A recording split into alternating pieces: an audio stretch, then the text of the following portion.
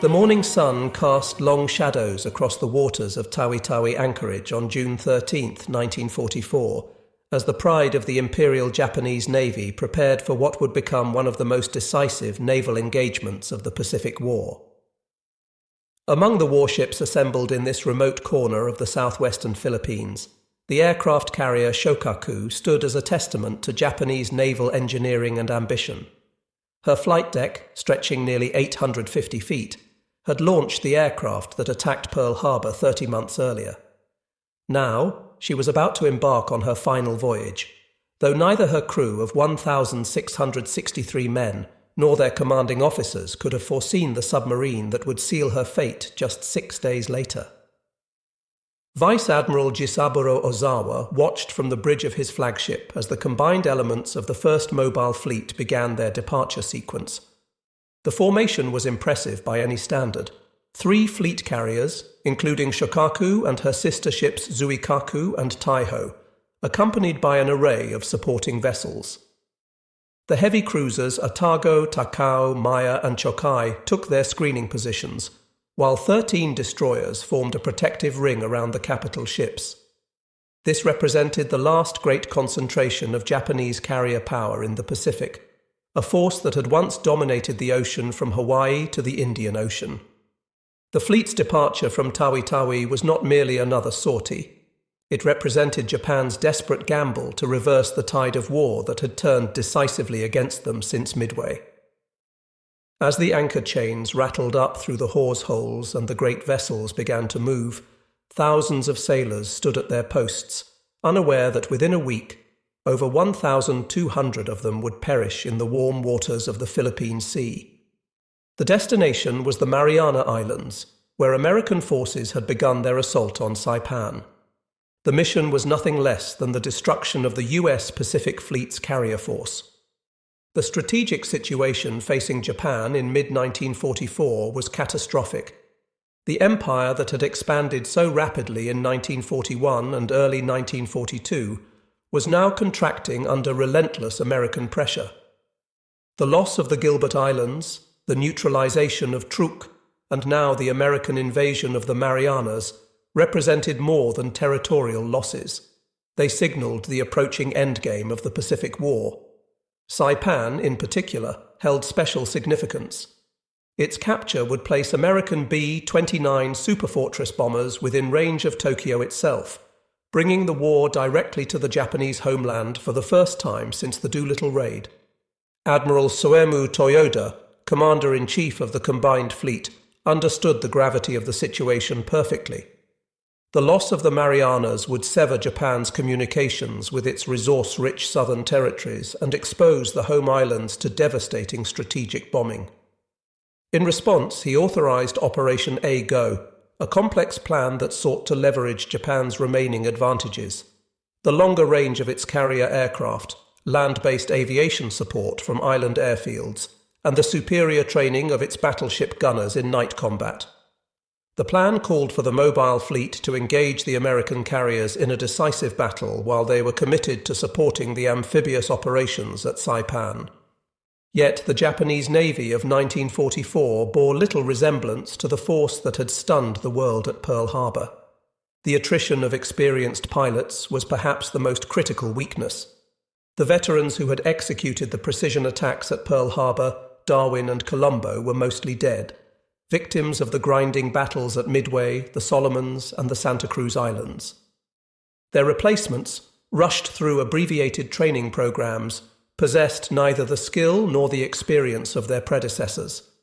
Many of the pilots aboard Shokaku and her sister carriers had fewer than 200 flying hours, compared to the 800-plus hours of their American counterparts.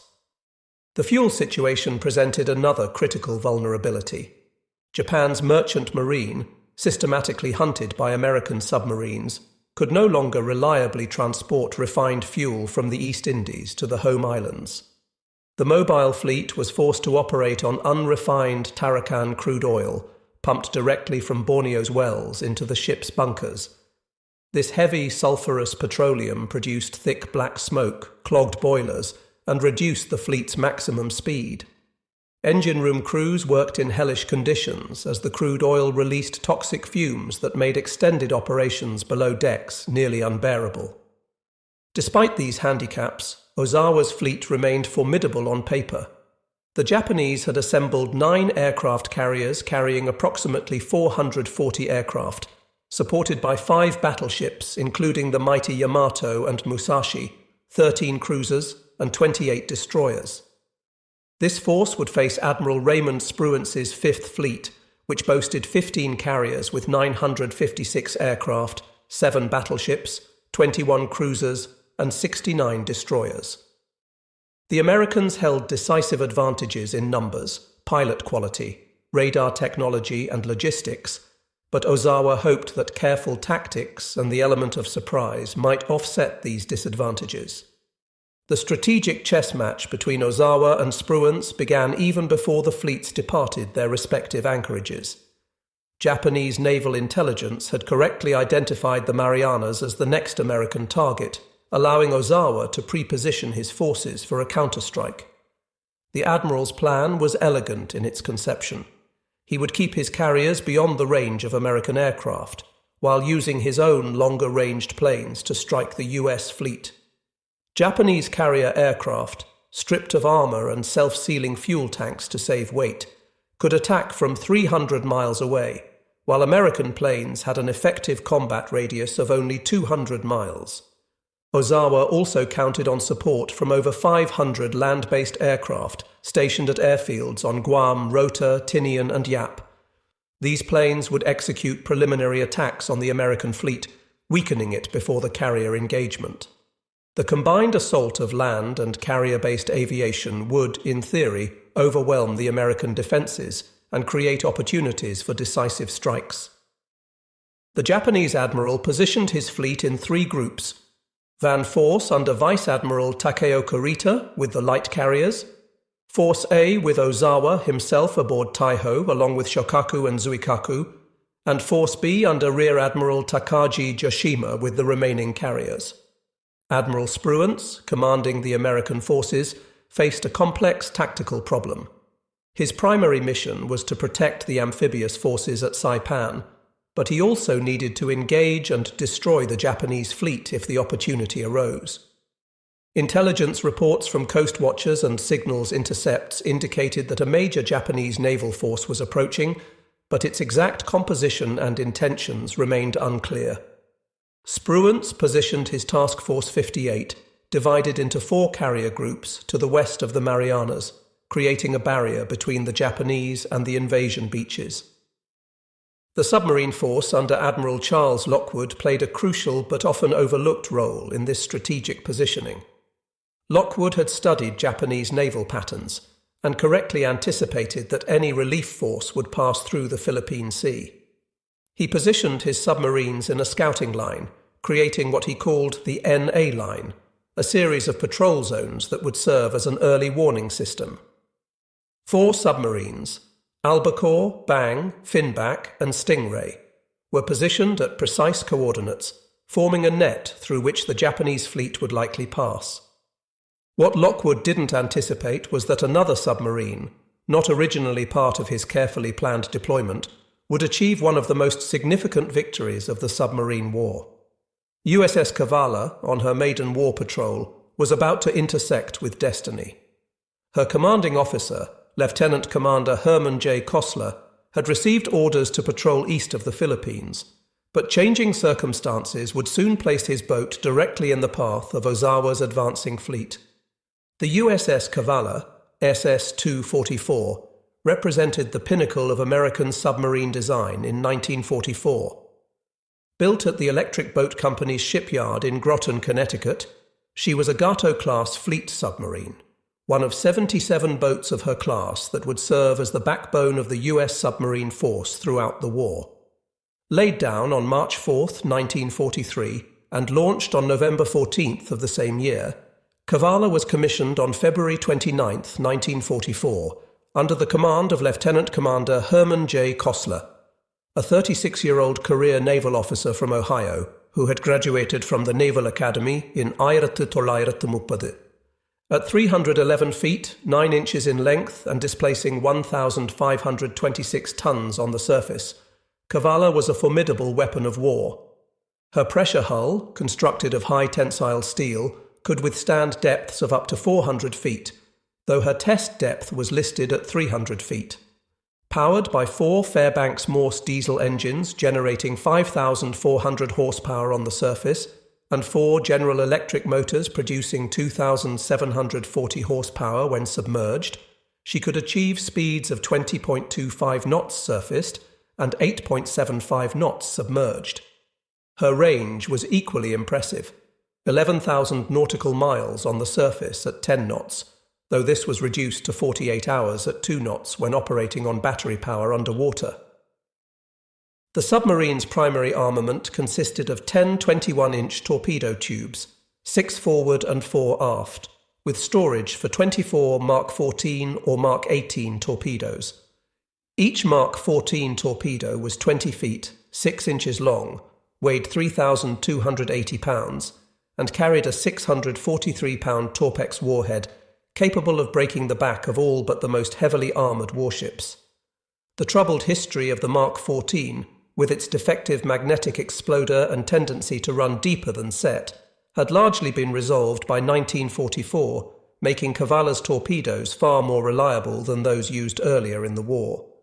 Secondary armament included a 5-inch 25 caliber deck gun with 200 rounds and 2.50 caliber machine guns for anti-aircraft defense. Cavalla's crew of 72 officers and enlisted men had spent 3 months in intensive training before departing on their first war patrol. The submarine community was unique within the Navy. Officers and enlisted men lived and worked in extraordinarily close quarters, creating a level of interdependence unknown in the surface fleet. Every man, from Costler down to the most junior seaman, had to qualify on every system aboard the boat. Lives depended on each crew member being able to perform any critical function in an emergency, whether operating the diving planes, managing the trim tanks, or firing torpedoes. The boat's technology represented the cutting edge of submarine warfare. Her SJ surface search radar could detect enemy vessels at ranges up to 12 miles in good conditions, while the SD air search radar provided warning of approaching aircraft. The ST periscope radar, though temperamental, allowed for precise range finding during attack approaches. Below the waterline, JK sound gear enabled the submarine to track targets acoustically, though the system was primitive compared to what would emerge later in the war. The Torpedo Data Computer TDC, an electromechanical analog computer, calculated firing solutions by integrating target bearing, range, speed, and course with the submarine's own movement. Cavalla's journey to her appointment with history began on June 4, 1944, when she departed Midway Island for her maiden war patrol. The boat had arrived at Pearl Harbor in mid-May after a 5,000-mile journey from Connecticut via the Panama Canal, then proceeded to Midway for final preparations. During the brief stay at Midway, Costler and his officers received their final briefings, loaded fresh provisions and ammunition, and made last-minute repairs and adjustments. The crew took what they knew might be their last liberty in civilization, though Midway offered far fewer amenities than Pearl Harbor. The submarine's assigned patrol area encompassed the waters east of the Philippines, specifically the approaches to San Bernardino Strait and Surigao Strait, the 2 primary passages through the Philippine archipelago. These strategic waterways served as highways for Japanese naval and merchant traffic moving between the home islands and the resource-rich territories of the Netherlands East Indies. Costler's orders were to interdict enemy shipping, gather intelligence on Japanese naval movements, and serve as a scout for the larger American operations unfolding to the east. The first days of the patrol proved uneventful as Cavalla moved westward across the vast expanse of the Pacific. The crew settled into the monotonous routine of submarine operations, 4 hours on watch, 8 hours off, with the off-duty time split between sleeping, eating, and maintaining the boat's complex machinery. The submarine ran on the surface at night, her diesels charging the massive battery banks while making good speed toward the patrol area, During daylight hours, she often submerged to avoid detection by enemy aircraft, creeping along at 3 knots to conserve battery power. On June 8th, while transiting the waters near Marcus Island, approximately 1,200 miles southeast of Tokyo, Cavalla experienced her first unusual incident of the patrol. The officer of the deck reported a sudden jolt and vibration from the stern, followed by what appeared to be a pool of blood in the boat's wake. Kostler ordered all stop and sent men to inspect the propellers and stern planes. Finding no damage, he concluded that they had struck a small whale, one of many that inhabited these waters. The incident, while minor, served as a reminder of the ocean's many hazards beyond enemy action. The weather began deteriorating on June 14th as Cavalla approached her assigned patrol area. Barometric pressure dropped steadily, and seas built to 15 feet, sending solid water over the bridge and down the conning tower hatch. The boat pitched and rolled violently, making normal operations nearly impossible. Men were thrown from their bunks, dishes crashed in the galley, and several crew members suffered severe seasickness. Kostler attempted to transmit a weather report to Pearl Harbor, valuable information for the fleet meteorologists planning air operations, but the storm's intensity prevented successful transmission. After fighting the typhoon for 18 hours, he ordered the boat submerged to ride out the storm in the relative calm below the surface. As the storm passed on June 15th, Cavalla surfaced to find clearing skies and moderating seas. Almost immediately, the radio operator intercepted a contact report from USS Flying Fish, another submarine operating nearby. Flying Fish had spotted a Japanese task force moving east at high speed, but had been unable to gain an attack position. The sighting electrified Cavalla's crew. Major Japanese fleet units had been scarce since the battles of 1942, and the opportunity to engage capital ships was exactly what every submarine commander dreamed of. Kostler immediately ordered a course change to intercept the reported contact and increased speed to 17 knots, pushing the diesels hard despite the still rough seas. He made contact with USS Pipefish, also responding to Flying Fish's report, and the 2 submarines agreed to conduct a coordinated search. They would separate by 20 miles and sweep along the enemy's projected track, doubling their chances of making contact.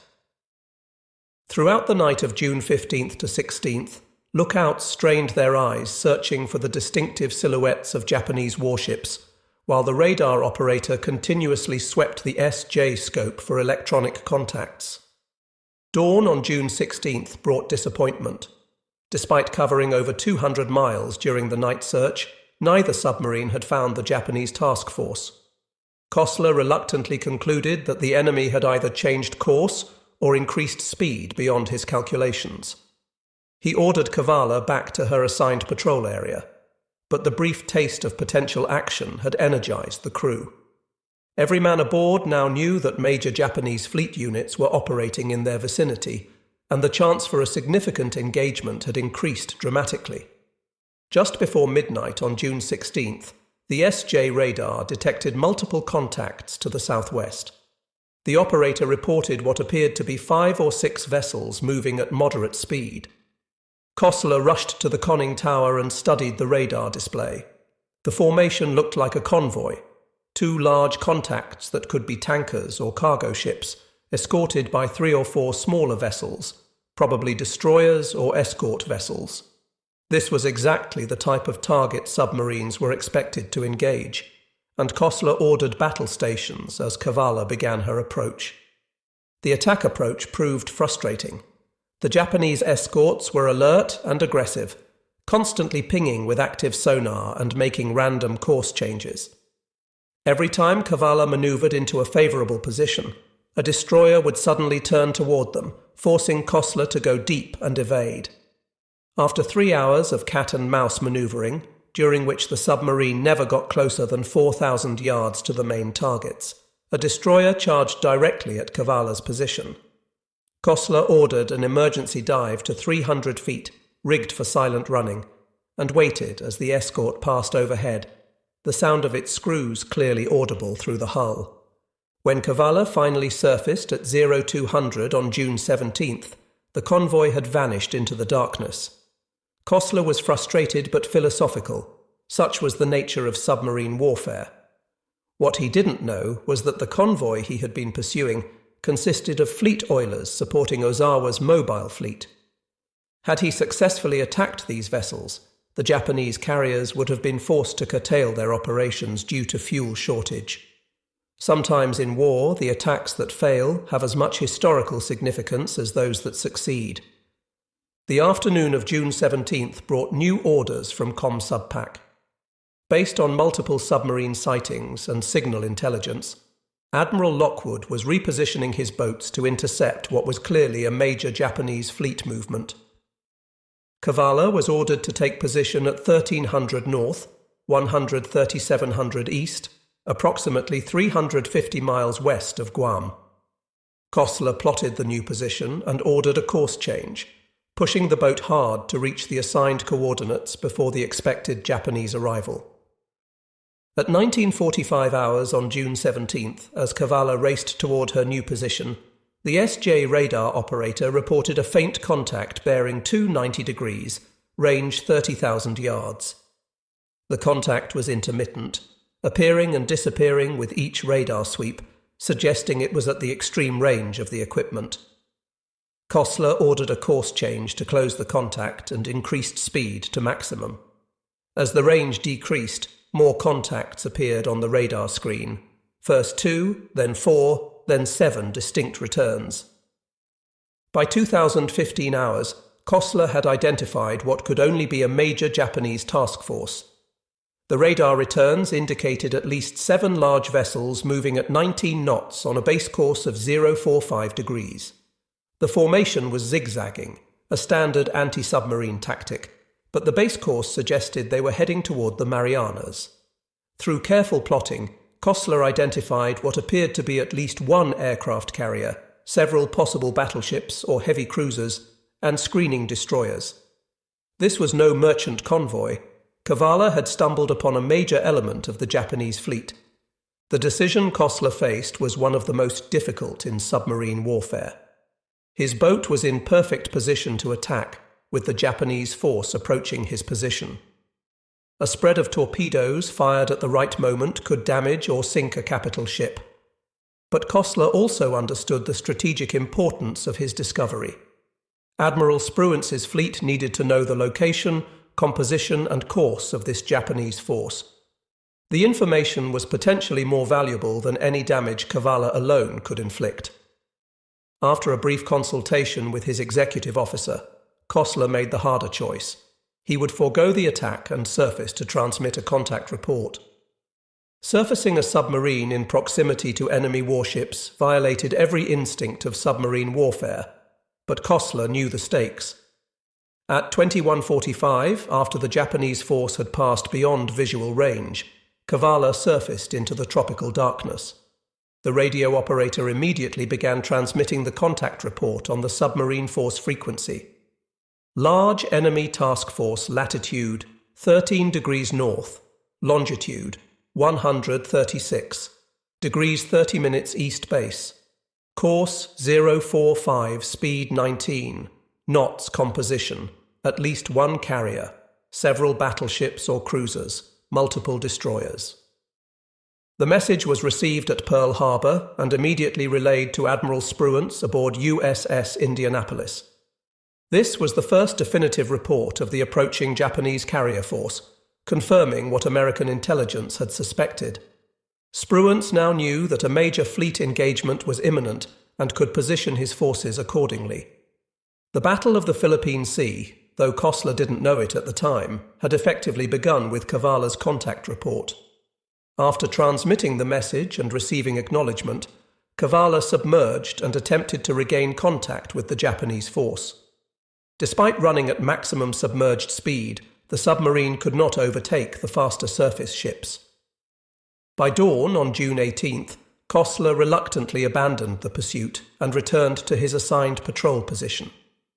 The crew was disappointed at missing an attack opportunity, but Kosler assured them that their contact report had been invaluable to the fleet. Little did they know that their most significant contribution was yet to come. Throughout June 18th, Cavalla remained submerged during daylight hours, surfacing only briefly after dark to receive radio traffic and recharge batteries. The airwaves were alive with encrypted messages as American and Japanese forces maneuvered for position. Kosler could sense that something major was developing, but had no clear picture of the larger battle. His orders were to maintain position and attack any enemy vessels that entered his patrol area. The crew spent the day conducting routine maintenance, checking torpedoes, and preparing for action they sensed was imminent. At 03:45 on June 19th, the quiet routine was shattered when a low-flying aircraft passed directly over the submarine. The officer of the deck barely had time to sound the diving alarm before the plane roared overhead, its engine noise drowning out all other sounds. Cavalla crash-dived, her bow pointing sharply downward as the ballast tanks flooded. The crew waited tensely for the explosion of aerial bombs, but none came. Either the aircraft hadn't spotted them in the darkness, or it had no weapons to drop. After 30 minutes submerged, Kosler brought the boat back to periscope depth. As dawn broke on June 19, 1944, Cavalla found herself in an extraordinarily fortuitous position. Unknown to Kosler, the complex movements of the Japanese and American fleets had placed his submarine directly in the path of Ozawa's main carrier force. The Japanese admiral, believing his position still undetected, had launched his first strike wave against the American carriers at 0830. Now, as these aircraft departed, the Japanese carriers turned into the wind to recover their combat air patrol and prepare for subsequent launches. At 10:48, Cavalla's sound operator reported high-speed screws bearing 070 degrees. Kosler raised the periscope for a brief observation and immediately ordered it lowered. On the horizon, he had spotted the pagoda-style masts characteristic of Japanese warships. He ordered battle stations submerged, and the crew rushed to their combat positions with practiced efficiency. The torpedo room crews checked their weapons one final time. The diving officer fine-tuned the boat's trim, and the plotting party prepared to develop a firing solution. At 10:52, Kosler made his second periscope observation. This time the view took his breath away. A large aircraft carrier, accompanied by at least one heavy cruiser and several destroyers, was approaching from the northeast at approximately 20 knots. The carrier was recovering aircraft, with planes circling overhead waiting their turn to land. The flight deck was crowded with aircraft that had already recovered, their wings still extended. Kosler estimated the range at 12,000 yards, too far for an effective torpedo attack, but the carrier's course would bring it much closer. The next 15 minutes required exceptional submarine handling. Kosler needed to maneuver Cavalla into an optimal firing position without being detected by the screening destroyers. He could only afford brief periscope observations, as the escorts were actively searching for submarines. The TDC operator continuously updated the firing solution based on Kosler's observations and the sound bearings provided by the sonar operator. The carrier was identified as a Shokaku-class vessel based on its distinctive profile, the small island structure offset to starboard, the massive flight deck, and the unique arrangement of anti-aircraft guns. At 11:10, Kosler made what he intended to be his final observation before firing. The carrier, now positively identified as either Shokaku or Zuikaku based on the pagoda mast and flight deck configuration, was at a range of 5,000 yards and closing. The angle on the bow was nearly perfect for a broadside shot. However, the destroyer Urikaze was moving into a position that would block the torpedo run. Kosler had to make a split-second decision: wait for the destroyer to clear and risk losing the shot, or fire immediately and hope the destroyer didn't interfere with the torpedo tracks. At 11:18, with Shokaku at a range of 1,200 yards, Kosler made his decision. "Fire one," he commanded, and the first torpedo left Cavalla's number 1 tube with the characteristic shudder and high-pressure air discharge. At 8-second intervals, 5 more torpedoes followed, spreading in a fan pattern calculated to ensure at least some hits, regardless of any last-minute course changes by the target. The torpedo run was set for 15 feet, shallow enough to strike above the carrier's armor belt, but deep enough to avoid surface turbulence. Even as the sixth torpedo was leaving its tube, Kostler ordered, "Take her deep, flood negative, full dive on the bow planes." Cavalla's bow angled sharply downward as tons of water flooded into the negative tank. The submarine was passing 100 feet when the first explosion resonated through the water. A deep, satisfying boom that brought smiles to the crew's faces, despite their precarious situation. 8 seconds later, a second explosion, then a third. Kostler had hoped for 4 hits, but 3 was an excellent result against a maneuvering target. Aboard Shokaku, the first indication of danger came when a lookout spotted torpedo wakes approaching from starboard. The officer of the watch immediately ordered full right rudder and emergency speed, but it was too late. The first torpedo struck amidships at frame 145, tearing a massive hole in the hull and flooding the number 3 boiler room. The second hit further forward, destroying aviation fuel bunkers and starting fires among the aircraft parked on the hangar deck.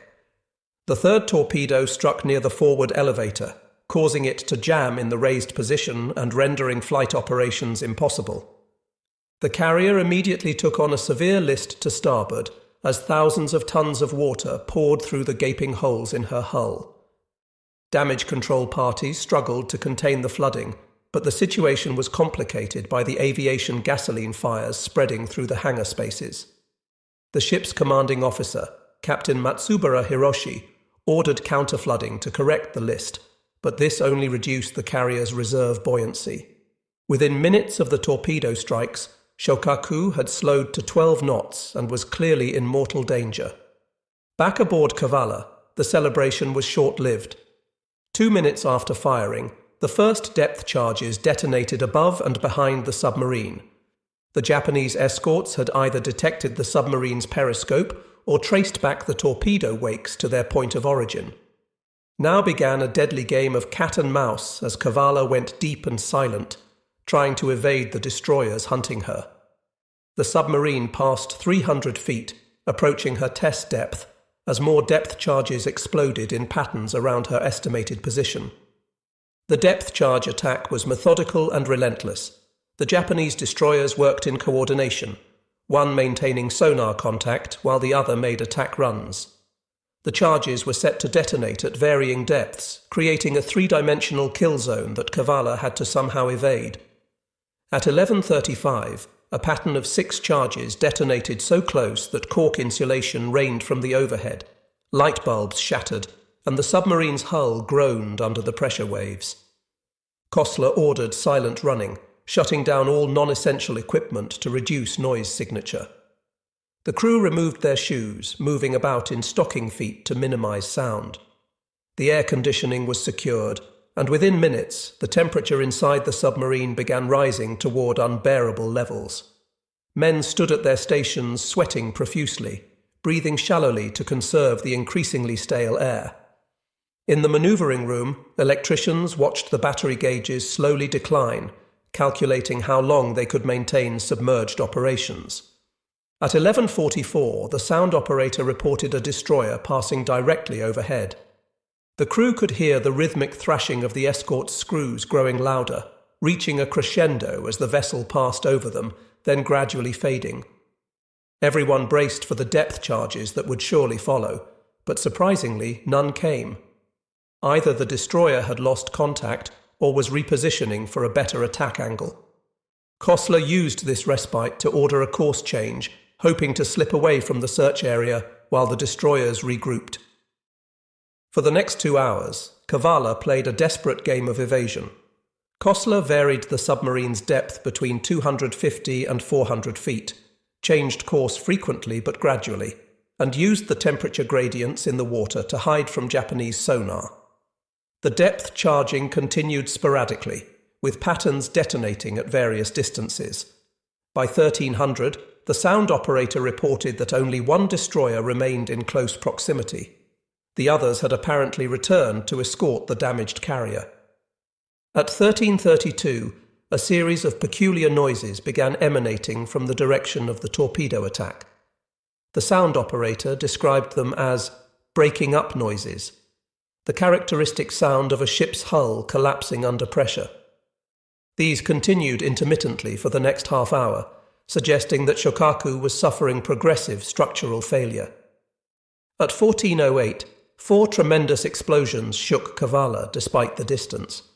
These were not depth charges, but something far more powerful, likely the detonation of Shokaku's ammunition magazines or aviation fuel bunkers. As Cavalla continued her evasion, the drama aboard Shokaku reached its climax. The carrier's damage control efforts had initially shown promise, with the crew managing to contain the initial flooding and extinguish some fires. However, the structural damage was too severe. The torpedo hits had not only opened the hull to the sea, but had also damaged critical fuel lines and ventilation systems. Aviation gasoline vapors, heavier than air, accumulated in the lower compartments despite efforts to ventilate them. At approximately 1400, these vapors reached an ignition source, possibly a spark from damaged electrical equipment or hot metal from the earlier fires. The resulting explosion tore through Shokaku's interior, destroying what remained of her watertight integrity. The blast was so powerful that it lifted the armoured flight deck several feet, sending aircraft and crew members flying. Secondary explosions followed as ready ammunition for the anti-aircraft guns cooked off in the intense heat. Captain Matsubara ordered abandon ship at 1410, but many of the crew were already trapped below decks by fire, flooding, or structural collapse. The carrier's list increased rapidly to 45 degrees, making movement on deck nearly impossible. Men slid down the canting flight deck into the water, where they struggled to swim clear of the sinking ship's suction. The destroyer Urakaze and light cruiser Yahagi moved in to rescue survivors, their crews throwing lines and life rings to men in the water. At 1501, Shokaku capsized to starboard and sank stern first. As she went down, more explosions erupted from within her hull, possibly from boilers contacting cold seawater or remaining ammunition detonating. The carrier that had launched the attack on Pearl Harbor participated in the Coral Sea battle and survived numerous engagements throughout the war, finally met her end in the depths of the Philippine Sea. Of her crew of 1,663 officers and men, 1,272 perished, including Captain Matsubara, who chose to go down with his ship. Approximately 570 survivors were rescued by the Japanese escorts. The strategic impact of Shokaku's loss extended far beyond the elimination of a single carrier. Coming simultaneously with the loss of Taiho to USS Albacore's torpedoes, the Japanese carrier force had lost 2 of its 3 fleet carriers in a single day. More critically, hundreds of aircraft and irreplaceable aircrew were lost. The Japanese naval aviation, already weakened by attrition, would never recover from the losses suffered on June 19, 1944, a day that would become known to American aviators as the Great Marianas Turkey Shoot. By 1500, Cavalla's battery was approaching exhaustion, and the air inside the submarine was barely breathable. Carbon dioxide levels had risen to dangerous levels, causing headaches and lethargy among the crew. Kosler made the decision to come to periscope depth despite the possibility of enemy destroyers still searching for them. To his relief, the periscope revealed empty ocean in all directions. The Japanese escorts had departed, either to rescue Shokaku survivors or to rejoin what remained of their carrier force. At 1900, after more than 7 hours submerged, Cavalla surfaced into the tropical twilight. The crew immediately started the diesel engines, bringing blessed fresh air into the fetid submarine. Men stumbled topside, gulping the clean ocean air and cooling themselves in the spray breaking over the bow. The batteries began their long recharge cycle, and the air conditioning was restored, gradually bringing the interior temperature down from its peak of 125 degrees Fahrenheit. Kosler's first priority was to report the attack to Pearl Harbor.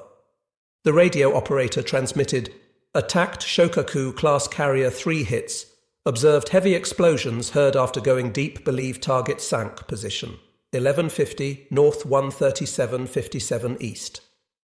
The message was received with jubilation at submarine headquarters. Admiral Lockwood himself drafted the reply. "Well done, Cavalla, your achievement beyond expectations." The submarine continued her patrol for another 6 weeks, though no action would match the intensity of June 19th.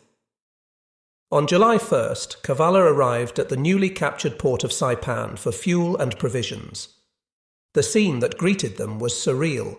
Hundreds of ships anchored in the harbour, the island still smoking from the ongoing battle, and the constant thunder of naval gunfire supporting marine operations ashore. Staff officers from Admirals Spruance and Turner came aboard to debrief Kostler and congratulate the crew personally.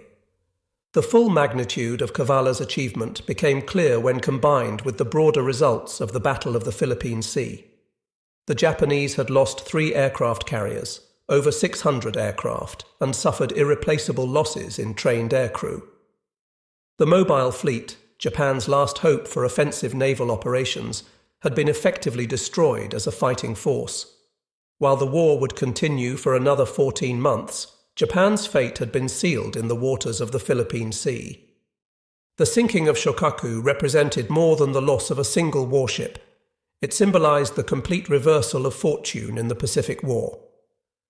The carrier that had launched the surprise attack on Pearl Harbor, participating in Japan's stunning early victories, had been destroyed by a submarine from the nation she had helped awaken to war.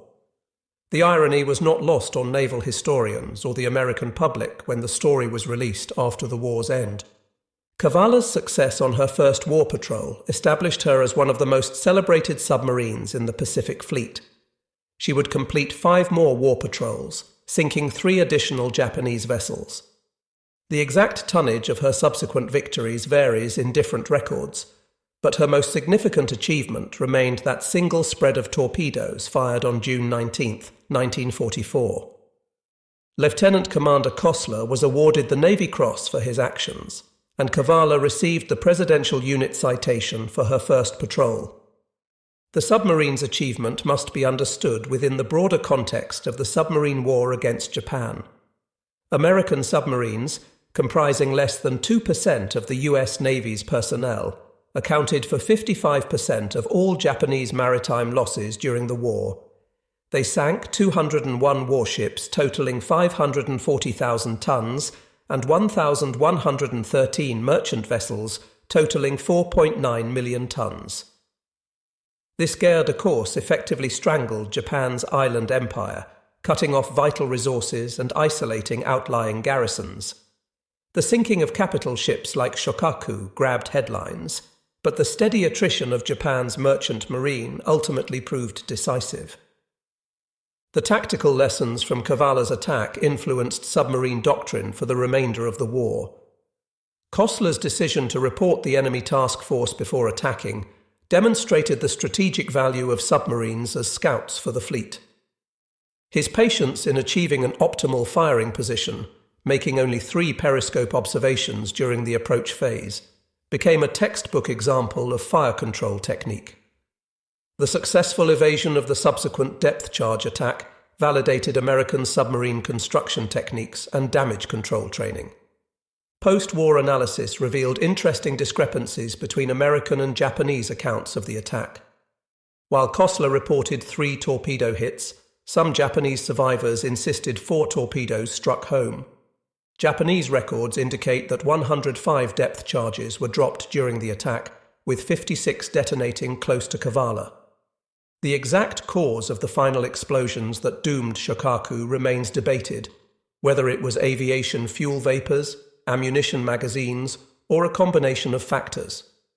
What remains undisputed is that Cavalla's attack, combined with Albacore's torpedoing of Taiho, eliminated 2/3 of Ozawa's carrier strength in a single day. The human cost of Shokaku's sinking deserves remembrance. The 1,272 Japanese sailors who perished were not fanatics or war criminals, but professional seamen doing their duty as they understood it. Many were conscripts barely out of their teens, others veteran sailors who had served aboard Shokaku since her commissioning. Their deaths, while necessary in the context of total war, represent individual tragedies multiplied 1,200-fold. Among the dead were many veteran officers who had served with distinction throughout the war. The location of Shokaku's wreck remains unknown to this day. Unlike many other major warships from the Pacific War that have been discovered by deep-sea exploration teams, Shokaku's final resting place in the Philippine Sea has yet to be located. The carrier lies somewhere in the depths of the ocean, her hull likely broken by the massive internal explosions that sealed her fate. For the families of the 1,272 men who went down with her, the lack of a known grave site remains a source of continuing grief. Cavalla herself survived the war and continued to serve the United States Navy in various capacities until 1969. She was designated a National Historic Landmark in 1982 and is now preserved as a museum ship at Seawolf Park in Galveston, Texas. Visitors can walk through her narrow compartments, peer through the periscope that Kosler used to target Shokaku, and stand in the control room where life-and-death decisions were made in split seconds. The submarine stands as a tangible reminder of the courage and skill of the silent service. The strategic implications of the Battle of the Philippine Sea, and Cavalla's role in it, extended beyond the immediate military victory. The destruction of Japanese carrier aviation opened the way for the liberation of the Philippines, the invasion of Iwo Jima and Okinawa, and ultimately the planned invasion of Japan itself. While that invasion proved unnecessary due to Japan's surrender following the atomic bombings, the naval supremacy established in June 1944 made those subsequent operations possible. In the grand narrative of World War II, the sinking of Shokaku by Cavalla represents a perfect microcosm of the Pacific War's evolution.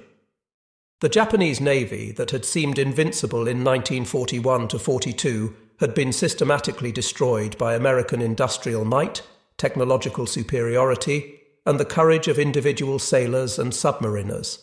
The hunter had become the hunted, and the empire that had gambled on a quick victory found itself facing inevitable defeat. Today, as tensions again rise in the Western Pacific, the lessons of the Philippine Sea remain relevant. The importance of submarine warfare, the value of intelligence and reconnaissance, the critical nature of trained personnel, and the decisive impact of technological advantage all echo through the decades. The story of Cavalla and Shokaku reminds us that naval supremacy, once lost, is difficult to regain, and that wars at sea can be decided in moments by the actions of relatively small units.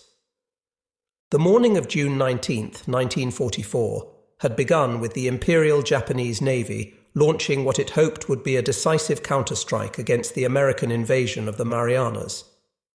By sunset, that hope had been shattered, with 2 fleet carriers on the ocean floor and hundreds of aircraft destroyed. Among the many heroes of that day, the 72 men aboard USS Cavalla had played a pivotal role, demonstrating that in naval warfare, a single submarine with a determined crew could change the course of history. Their achievement stands as a testament to the submariner's motto, "We sink 'em regardless."